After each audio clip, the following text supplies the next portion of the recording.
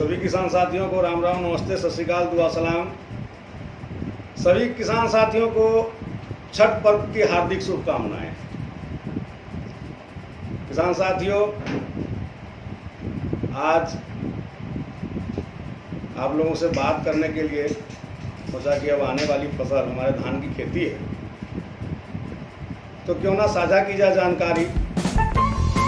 क्योंकि मैं खुद खेती करता हूं और अपने हाथ से खेती करता हूं। मैं ज़्यादा मजदूरों के इंतजार में नहीं रहता। ज़रूरत होती है तो खेत में फावड़ा भी चलाता हूं, कुदाल चलाता हूं, खुरपी चलाता हूं।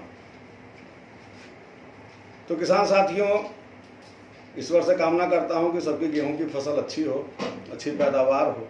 गेहूं कुछ जगह कटाई शुरू हो चुकी है, कुछ जगह अभी कटा नहीं है गेहूं, लेकिन जहां भी गेहूं की कटाई होगी उसके बाद अब 1-1.5 महीने बाद धान की खेती शुरू होगी। किसान साथियों, आजकल इंटरनेट पे देखिए, यूट्यूब पे देखिए, कहीं जानकारी लेने के लिए अगर चावल की आप देखते हैं तो ब्लैक राइस का जिक्र जरूर आता है। काफ़ी लोगों के बीच में क्रेज है कि आखिर ब्लैक राइस है क्या। तो मैं ब्लैक राइस की खेती खुद अपने खेत में करता हूँ। पिछले साल मैंने किया था, बहुत अच्छा रिजल्ट रहा। तो ब्लैक राइस की खेती क्यों करें और लागत क्या है, किस लिए करें ब्लैक राइस की खेती, ये जानना जरूरी है। किसान साथियों, ब्लैक राइस का फायदा मेडिसिनल वैल्यू बहुत ज़्यादा है, आम चावल से कई गुना ज़्यादा है। शुगर फ्री है। डायबिटीज़ से जो परेशान हैं, आज डायबिटीज़ की दवाइयाँ खा के परेशान हैं, उनके लिए ब्लैक राइस एक वरदान है। फैट कटर है, इसमें आयरन की मात्रा है। जिन लोगों को लीवर की प्रॉब्लम है उनके लिए है, जिन लोगों के पेट की समस्या है। खुद मैं खाता हूँ किसान साथियों, मेरा पूरा परिवार खाता है। कुछ मेरे परिवार में जो मेरे रिश्तेदार में थे जिनके साथ दिक्कत थी, जो पेट की समस्या है, उसके लिए तो रामबाण है। मैं खुद यूज करता हूँ हफ्ते में 4 दिन। ये नहीं कि आप रोज़ खाइए, ज़रूरी भी नहीं है, लेकिन हफ्ते में 4 दिन खाइए तो मैं जैसा मेरा अपना अनुभव है कि काफ़ी हद तक स्वास्थ्य अच्छा रहता है। तो किसान साथ उसकी खेती एक तो कॉमर्शियल पर्पस, कमाई के लिए कर सकते हैं। दूसरा कि हम अन्नदाता कहलाते हैं, अन्नदाता। तो अन्नदाता होते हुए भी अगर हम अपनी ज़मीन में कुछ अच्छा करके नहीं खा रहे हैं, परिवार को स्वस्थ नहीं रख पा रहे हैं, जहर और पेस्टिसाइड की तरफ जा रहे हैं, तो ये हम लोगों का दुर्भाग्य है। बिना जहर के, बिना केमिकल की खेती कीजिए, स्वस्थ रहिए, परिवार को स्वस्थ रखिए। किसान साथियों, ब्लैक राइस की नर्सरी 10 मई के बाद लग जानी चाहिए। 10 मई के बाद मैं लगा देता हूँ, क्योंकि ये आम चावल जो हम लोग उगाते हैं, बासमती है या कोई सरजू बावन है, 64-44, हमारे यहाँ ज़्यादा यही होता है। तो इन धान से जो समय लेता है ये 25 से 30 दिन ज़्यादा लेता है, अधिक समय लेता है ये पकने में। तो इसलिए इसकी नर्सरी की तैयारी कर देते हैं 10 मई से, और इसको जून स्टार्टिंग में ही, चाहे बोर्डिंग से या मोटर से पानी भर के लगाना हो, लगा देते हैं, ताकि ये भी, और जब धान की कटाई हो तो उसके आसपास की कटाई शुरू हो जाए, ताकि गेहूं हमारा लेट ना हो। और किसान साथियों, धान नर्सरी से लगाने से पहले उस ज़मीन को अच्छी तरह जुताई उसकी करके उपचारित कर लें। मैं तो बेस्ट टेक्नोलॉजी से खेती करता हूं। डॉक्टर किशन चंद्रा जी ने जो बना के वरदान हम किसानों के बीच में रखा, जिसको हम लोग ब्रह्मास्त्र कहते हैं, तो OWDC से मैं खेती करता हूं, तो OWDC से उपचारित कर लेता हूं। नर्सरी लगाने से पहले शाम को मैं उसको डिकम्पोजर से, स्प्रे मशीन से भिजा देता हूं, उसके बाद छाए में सूख जाता है, सुबह तो इसकी नर्सरी डालता हूं। नर्सरी लगाने का वही तरीका है जो और धान का है। कई जगह पानी भर के कद्दू करके लगाते हैं, कई जगह सूखे में लगाते हैं। तो मैंने सूखे में लगाया था, सूखे में भी बहुत बढ़िया जर्मिनेशन हुआ। और जब आप ज़मीन उपचार करके नर्सरी लगाते हैं तो उसका सबसे बड़ा बेनिफिट ये आता है कि पौधे स्वस्थ होते हैं, जर्मिनेशन अच्छा होता है, 99% जर्मिनेशन होता है। और पौधे स्वस्थ होंगे तो खेती स्वस्थ होगी, मुनाफा अच्छा आएगा, गिरावट नहीं आएगी, आपको ऑर्गेनिक में भी गिरावट नहीं आएगी। तो नर्सरी तैयार करने के 25 दिन बाद इसे अपने खेत में आप लगा लें। जिस खेत में आपको ब्लैक राइस की खेती करनी है उसमें आपको डीएपी, यूरिया, पोटाश की ज़रूरत नहीं है, कुछ नहीं डालना है। आप उसमें मूंग की अभी बिजाई कर दें, गेहूं कटने के बाद, या जिसका खाली खेत है उसमें आप मूंग की और ढैंचे की बिजाई कर सकते हैं।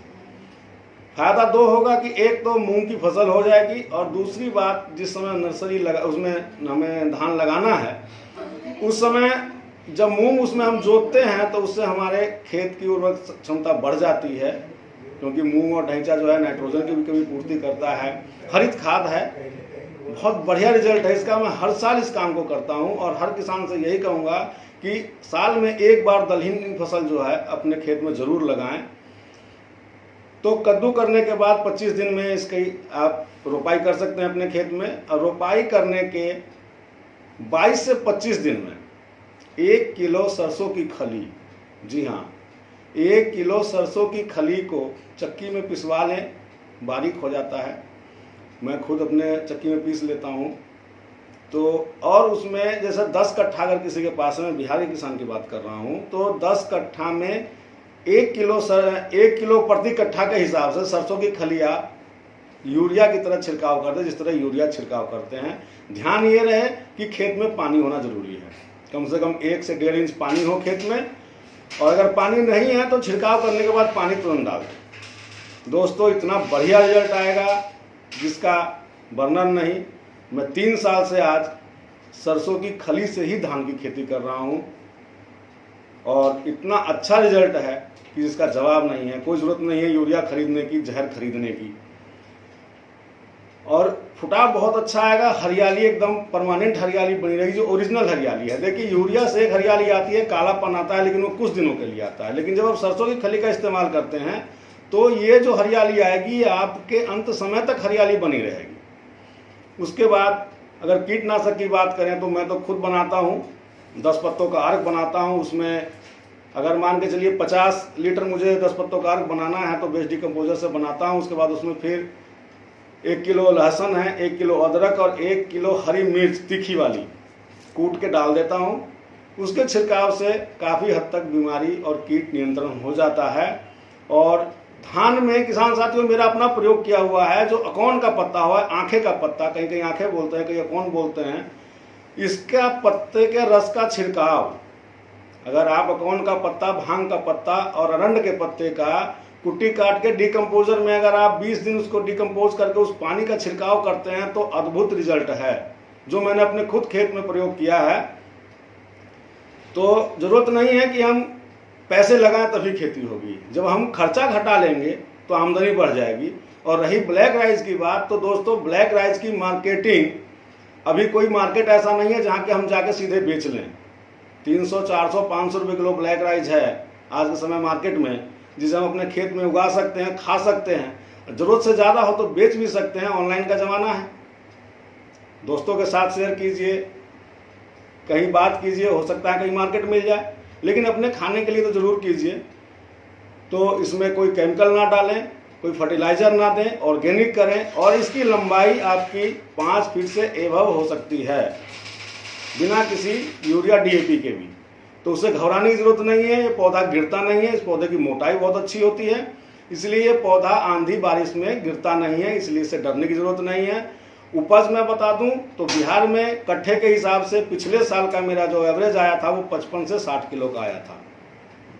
55 से 60 किलो का एवरेज आया था। ये नहीं कि 1 कुंटल आया था, 1.5 कुंटल आया था, रातों रात लखपति करोड़पति वाली बात मैं नहीं करता हूँ, क्योंकि किसान हूँ, किसान से झूठ बोलूँगा तो मैं किसान नहीं रह जाऊँगा। और रही बात, जो किसान साथी अगर बीज चाहते हैं, ब्लैक राइस की खेती करना चाहते हैं, तो मेरे व्हाट्सएप नंबर पर मैसेज कर सकते हैं, या मेरी कंपनी सनराइज वाटिका इंडिया के वेबसाइट पर जाकर ऑर्डर कर सकते हैं। और जो साथी खेती नहीं कर सकते, अगर ब्लैक राइस खाना चाहते हैं, मंगाना चाहते हैं, तो मेरे अपने खेत का है, ये बिना किसी पेस्टिसाइड से इसकी खेती की हुई है, जो मैं खुद भी खाता हूँ।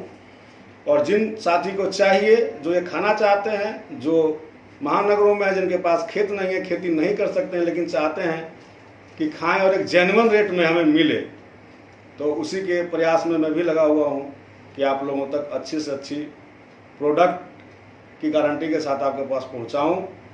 आप भी खाइए, स्वस्थ रहिए। तो किसान साथियों, जो ब्लैक राइस की बात हुई, जो भी किसान साथी इस बार करना चाहते हैं तो उनके पास अभी पूरा अप्रैल है। गेहूं की कटाई के बाद मई में 10 तारीख से पहले इसकी नर्सरी लग जाएगी। तो बीज अगर मंगाना है तो व्हाट्सएप द्वारा मंगा सकते हैं। अगर मेरे साथ बात करने में मजा आया हो या कुछ बात पूछना हो तो कमेंट करके पूछ सकते हैं। वीडियो को लाइक करें, सब्सक्राइब करें, कमेंट में ज़रूर पूछें। अगर कोई दिक्कत है तो या कोई और बात साझा करनी हो, आपके साथ कोई समस्या हो तो आप मुझे बुला सकते हैं। मैं आपके पास आने के लिए तत्पर रहता हूँ। निसंकोच फ़ोन कीजिए, व्हाट्सएप कीजिए। मिलता हूँ फिर किसी अगली जानकारी में। तब तक के लिए मैं प्रकाश सिंह विदा लेता हूँ। जय हिंद, जय भारत, जय जवान, जय किसान।